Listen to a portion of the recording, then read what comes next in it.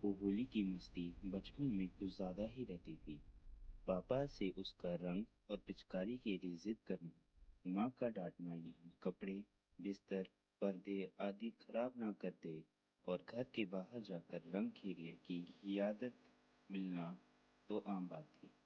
मोहन बड़ा हुआ तो दोस्तों के साथ होली खेलने घर के सदस्यों, रिश्तेदारों को छोड़ होली के दिन दिन भर बाहर रहना हर साल का उसका कम क्रम यही रहता था।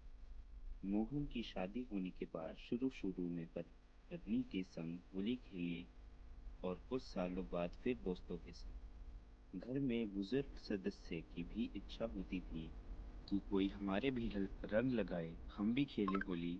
वे बंद कमरे में अकेले बैठे रहते और उन्हें दरवाजा नहीं खोलने की बातें भी सुनने को मिलती थी कि बाहर से मिलने जुलने वाले लोग आए तो वे घर का फर्श दीवारें खराब कर देंगे, इसलिए या तो बाहर बैठे नहीं तो दरवाजा बंद करें।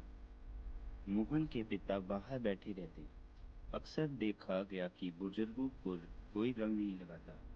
लोग बाग पूछते तो वे महज घर के सदस्यों का हाल बताते रहते। ऐसा लगता कि घर में बुजुर्गों के साथ बैठकर भोजन करने एवं उन्हें बाहर साथ ले जाने पर परंपरा को मानो विलुप्त सी हो गई है।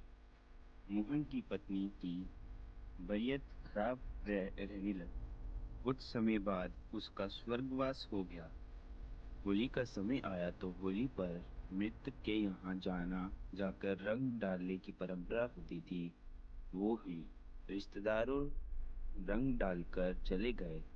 अगले साल फिर होली के समय घर के बाहर होली खेलने वालों का तो हल्ला सुनाई दे रहा था। मोहन दीवार पर लगी पत्नी की तस्वीर को देख रहा था। उसे पत्नी की बातें याद आ रही थी। क्या जी, दिन भर दोस्तों के संग होली खेलते रहते हो, मेरे लिए आपके पास समय भी नहीं है। मैं होली खेलने के लिए हाथों में रंग लिए इंतजार करती रही। इंतजार में रंग ही फीका पड़ हवा में उड़ गया। मोहन के आंखों में आंसू लिए, दोनों हाथों में गुलाल लिए तस्वीर पर गुलाल लगा सोच रहा था। वह त्योहार पर तो घर के लिए भी कुछ समय निकालता था।